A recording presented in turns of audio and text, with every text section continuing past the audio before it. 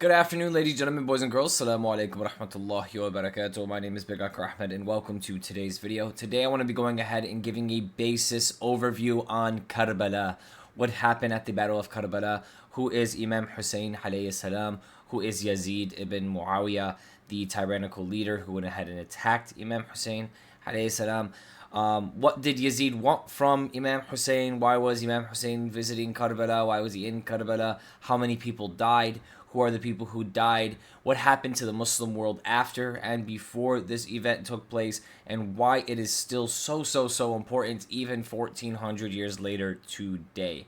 Now, to go ahead and start this off, I want to go ahead and let you guys know, if you're Shia, if you're Sunni, it does not matter. 73 human beings, 73 of the Prophet's immediate family members and companions were brutally slaughtered, surrounded, like Israel is surrounding Gaza today, stopping them from food, stopping them from water, stopping them from anything.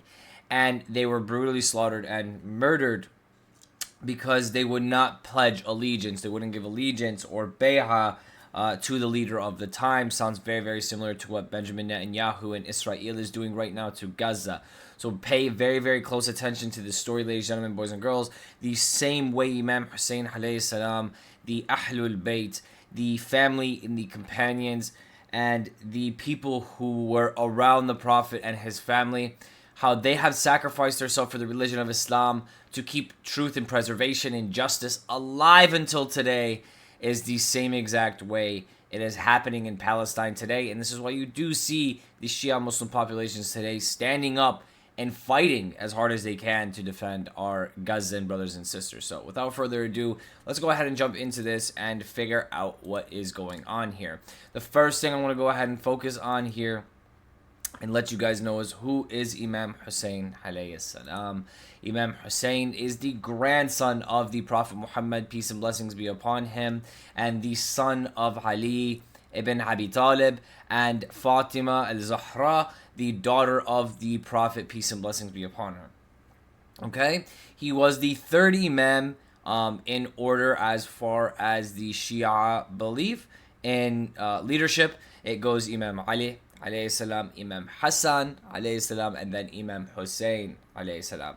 So Imam Hassan is next. He is older than Imam Hussain, and Imam Hussain is the younger brother, sons of Ali and Fatima, peace and blessings be upon them. A little bit more about Imam Hussain. He is one of the most beloved human beings, the apple of the Prophet Muhammad, peace and blessings be upon him's eye, and he was respected and praised by every single Muslim of that time and every single Muslim of today. So no matter if you're Sunni, you're Shia, whatever sect that you identify with, Imam Hussain is somebody of high integrity, of high courage, of high honor, and is also somebody that was very beloved to the Prophet, peace and blessings be upon him. So he is revered very highly within the Islamic world, but revered super highly within the Shia world. The Shia Muslims, who are the Shia of Ali, the people who follow the Imams, the 12 Imams that come after the Prophet Muhammad, peace and blessings be upon him,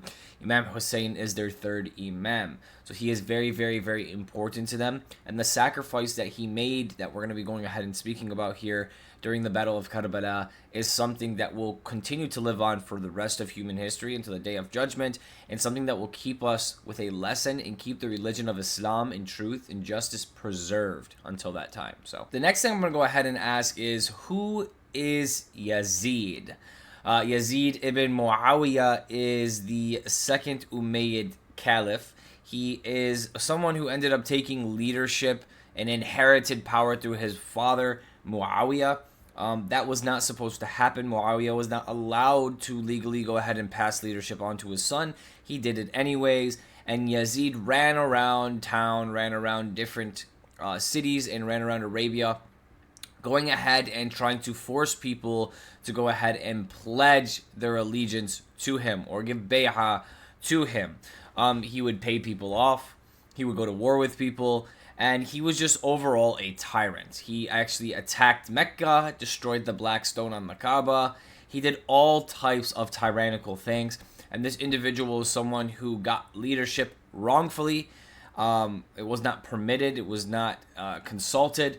And he was somebody who, that when he got his power, he knew he wasn't supposed to have it, so he utilized it with force, and he utilized it with bribes to go ahead and try and keep that political power, even though he knew he wasn't ordained by God, or it wasn't acceptable within the Muslim community. So Yazid ibn Muawiyah is a tyrannical ruler who ended up getting leadership by his father when he was not supposed to. He took that leadership and rulership and power, and he abused it to the highest extent, going ahead and destroying the holy city of Mecca, going ahead and destroying the Prophet Muhammad, peace and blessings be upon him's family and bloodline, slaughtering people, and doing much, much more. He was a drunkard, and he did very, very, many other things. But this, by far, is probably the worst thing that he has ever done, is taking the beloved blood of the Prophet Muhammad, peace and blessings be upon him, Ahlul Bayt, his family members,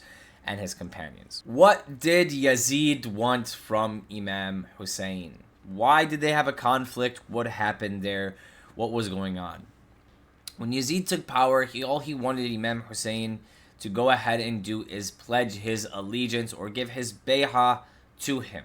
And the person that Yazid is not a reflection of Islam. It is not a reflection of Imam Hussain. It is not a representative of the Prophet, peace and blessings be upon him, or the Book of Allah. So Imam Hussain obviously did not give allegiance, did not pledge his allegiance to give his bay'ah to Yazid ibn Muawiyah. He called him a tyrant, and even said, a man like me cannot pledge allegiance to a man like him. This is very, very, very clear. It is a cannot statement. This is not a maybe. This is not you can force me.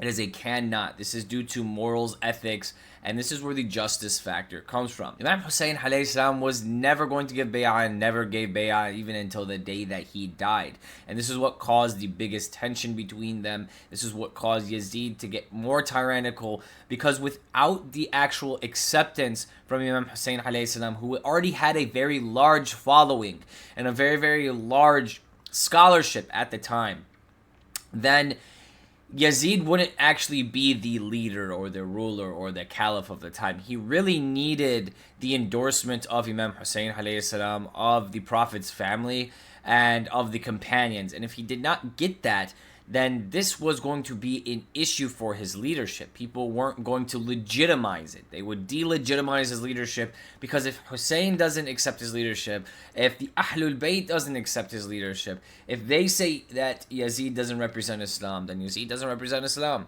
And this was a very big issue for Yazid at the time. So he wanted to force Imam Hussain alayhi salam to go ahead and give his bay'ah, give his allegiance to him, to go ahead and solve this fitna issue, or this division, kind of like a Democrat-Republican type of issue. So why did Imam Hussain alayhi salam travel to Karbala to begin with? What was his business in Karbala? So what he did was he migrated from Medina up into Kufa. And on his way to Kufa from Medina, Yazid's forces met him en route and stopped him. Now, when they stopped him, they surrounded him and 73 of his family members and friends, and basically it was a standstill for around 8 to 10 days. They had to camp out, and they were surrounded, and the army of Yazid was trying to force Imam Hussain alayhi salam to go ahead and give bay'ah, give allegiance forcefully, as he was surrounded. Now, how do I put this in perspective for you guys, right? How did this actually look, okay? When Imam Hussain alayhi salam and his companions and family got to the area in Karbala, they were surrounded by 30,000 of Yazid's soldiers. 30,000 soldiers to 73, okay? And they were completely circled, meaning they were cut off from access of water, access of food, and access of any type of travel. So they were stuck in this camped out space without any resources, water, or food, surrounded by 30,000 men who are controlled by a tyrannical leader. Now, what did Yazid want? He wanted them to give bay'ah, pledge allegiance. Yes, Yazid is the leader. I accept Yazid as a leader. It's an endorsement. It's like a presidential endorsement of today. This is what Yazid wanted from Imam Hussain. Imam Hussain would not give it. The family of Hussein would not give it. So it came down to this. In comparison, I would say this is similar to what Gaza is today. So Benjamin Netanyahu and Israel, what they're doing to the Gazans, to the Palestinians today, is very similar to what Yazid did to Imam Hussain alayhi salam and his family back then. So after some time now of being camped out and surrounded by the army of Yazid, the army of Yazid seems to get a little bit tired of waiting around. And they understand that Yazid is not getting his bay'ah. He is not getting his allegiance, no matter if these people starve and die.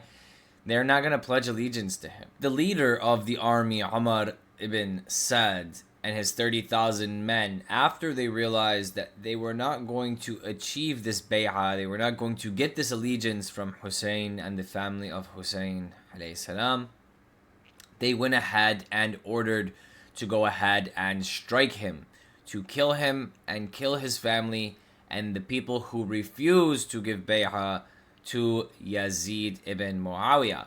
Now, when they made this decision, this ended up being a fight. Obviously, the Prophet's family, peace and blessings be upon him, did not go out without a fight. Many important figures on this day were brutally killed. Not just killed in like, oh, they were shot and killed or they were hit by a sword. These men were starved to death. They were dehydrated to death. These men's heads were decapitated and taken back to the main city and placed on spears. And there were parties and celebrations that were taken with the heads of some of the family members of the Prophet, peace and blessings be upon him. This was a very gruesome and bloody encountering. This was barbaric. This was not just, oh, you shoot a guy and you walk away. This was playing with their dead bodies, dishonoring war, dishonoring humanity, dishonoring the religion of Islam, dishonoring the Prophet, peace and blessings be upon him and his family, in every way, shape, and form. And these individuals will be at the bottom pits of hellfire for what they have done. And on the day of Ashura, the 10th of Muharram, 72 members of companionship were brutally slaughtered. Multiple of the family of the Prophet and Imam Hussain and Imam Hassan alayhi salam were brutally killed. Ali al-Akbar, Imam Hussein's son. Qasim, the nephew of Imam Hussain alayhi salam. Abbas, the half-brother of Imam Hussain alayhi salam. Ali al-Asghar, a 6-month-old baby boy, was slaughtered during this encounter. The son of Imam Hussain alayhi salam, with Imam Hussain being the last one to go ahead and fall and die on this day. Who ordered the killing? Umar ibn Sa'd. What happened when they returned to Yazid with the bodies? What happened when they returned to Yazid with the news that they had slaughtered the Prophet's family? Yazid seemed shocked. He didn't order the killing of the Prophet's family, no. He just ordered them to give bay'ah. He ordered his army to pressure them into giving bay'ah. But what did Yazid do to punish his army? What did he do to punish the leader of his army, Umar ibn Sa'd? Absolutely nothing. He rewarded them instead. And he sent back the women on camels. So for anyone to say that this event does not fall back on Yazid ibn Muawiyah, it 100% falls back on Yazid ibn Muawiyah. None of this would have happened if it was not for him. And these things wouldn't have taken place if it was not for him. So anybody who praises this man, and anybody who elevates this man, and anybody who tries to take off pressure or who tries to defend this man for what he has done to Imam Hussain alayhi salam, to the Ahlul Bayt, to the companions of the Prophet, peace and blessings be upon him, I hope you are raised on the day of judgment with Yazid ibn Muawiyah, and he can speak for you and you can speak for him. Because wallahi, there is not a more evil man on this earth than someone like Yazid ibn Muawiyah. There is no difference between him and what Benjamin Netanyahu is doing today. Imagine Benjamin Netanyahu coming out and saying, well, I didn't do anything. I didn't kill anybody. It's my 18-year-old soldiers who just got out of high school who are just taking orders that did it. It wasn't me. It's not my fault. I didn't want them to kill all those women and children. Just Hamas. And this is the story that Yazid has given. He has given the tactic of, I didn't do it, so it's not my fault, and I never ordered it, so it's not my fault, and then never punished the army for it, never did anything for it. So this is where the Battle of Karbala was left, and this caused a very, very, very big issue. So what happened to the Muslim world after Karbala? What happened to Yazid? What happened to leadership? What happened to the family of the Prophet? And so forth. The Umayyads from Yazid continued to rule, and they continued to rule forcefully. And they actually intensified their actions and tactics to continue to basically grow by the sword, is what ended up happening. The Shia movement, the followers of Ali and the Ahlul Bayt, had went ahead and intensified. They were fueled now by martyrdom and injustice for Hussein and the family of Muhammad, peace and blessings be upon them. There were many revolts that broke out and protests that broke out, and the Muslim world just basically became increasingly divided among political and moral lines, and it became a point of straight division. This became the center point of why there is sectarianism today. Without the Battle of Karbala and without the sacrifice that Imam Hussain salam has gone ahead and made, then I don't think there would be Islam today. There would be no Islam today. And that's why his sacrifice is so important, ladies, gentlemen, boys and girls. His sacrifice sprung up a movement of truth seekers. His sacrifice sprung up a movement of people who were driven by his martyrdom, who were driven by his justice and injustice. And this movement right here, this simple action of Imam Hussain alayhi salam, same thing. When you see what's happening around the world today with Gaza, how many people say, I became Muslim because of what I seen in Gaza? I became a Muslim because of what I seen in Gaza. I became a Muslim because what's happening to the people of Gaza. Alhamdulillah Rabbil Alameen. When people see injustice, and people see tyranny, and people see martyrdom, and people see the people who are being martyred are running towards death, they say, why are these people being oppressed? Why are these people being hurt? Why are these people being treated like animals, but still running towards death? And they never had a chance to live. And it's because of their faith. It's because their religion is for what they stand for. And that makes people want that. And that's what Imam Hussain alayhi salam did. Imam Hussain made people want Islam. He made people not want what Yazid was offering. This tyrannical, payoff, forceful nature. It made people stand up for themselves. It made people stand up for their beliefs. It made the religion of Islam what it is today. It preserved it for 1400 years.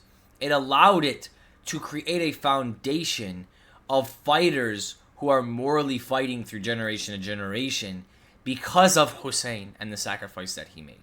And this is why Karbala is so important all the way until today. Look what's happening today with Gaza. I'm going to say it over and over again. Look what's happening today in Gaza. Who's fighting in Gaza? Iran, Lebanon, Yemen, the Shia. Why are the Shia fighting for the Sunni Muslims in Palestine? Because they see the story of Imam Hussain alayhi salam and what's happening today. They see Karbala when they look at Gaza. They see Yazid ibn MUAWIYAS when they look at Benjamin Netanyahu. And all it does is drive them to do what you're supposed to do as an ummah. Do what you're supposed to do as Muslims. Is come together and fight the kufr enemy. Come together and rid the shaitan from this world. But that's not what the ummah is doing at the moment. It is what a lot of the Shia people are doing at the moment. And it is because of Imam Hussain alayhi salam. It is because of Ashura. It is because this area we're in Muharram. And I stress this to you guys, ladies, gentlemen, boys and girls. If you do not understand the story of Karbala and Ashura and what happened to Imam Hussain alayhi salam and the family of the Prophet, peace and blessings be upon them, you need to understand this. I don't care what sect you are. I don't care who you are. This is so important. It is so important to your struggles in life. It is so important to your basic job. It is important to the wars that break out around us. It is important to every single aspect of our life, and it is the reason that the religion of Islam has been able to survive 1500 years. You know, I hear a lot is Muslims, Shia and Sunni, telling Christians and Jews, the Quran is preserved, Islam is preserved, 1500 years is preserved. What preserved it? Have you ever asked yourself, what preserved the Quran?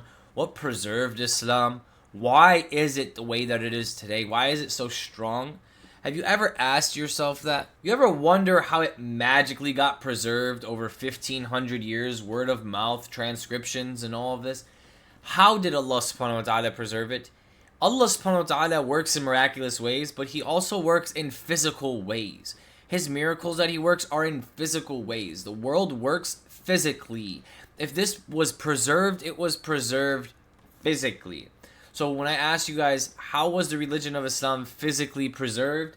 You should look into the event of Karbala. You should look into Ashura, and you should understand what happened to Imam Hussain alayhi salam, the companions and the family members of the Prophet, peace and blessings be upon him, on this day, and understand how much weight and validity that it has in the preservation of Islam for 1500 years up into today, ladies, gentlemen, boys and girls. During this time, please take this to go ahead and observe what happened. Please jump back into the history. Please understand the stories and the people who perished on that day from the tyrannical army of Yazid ibn MUAWIYAS. And please keep this story in your hearts. Please keep the love and the connection to the Ahlul Bayt, to the Prophet Muhammad, peace and blessings be upon him, and his family.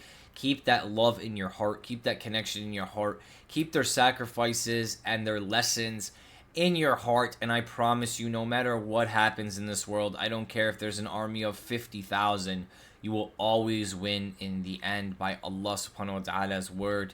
And may Allah subhanahu wa ta'ala protect you guys. Keep you guys all healthy. And assalamu alaikum wa rahmatullahi wa barakatuh. Bye-bye.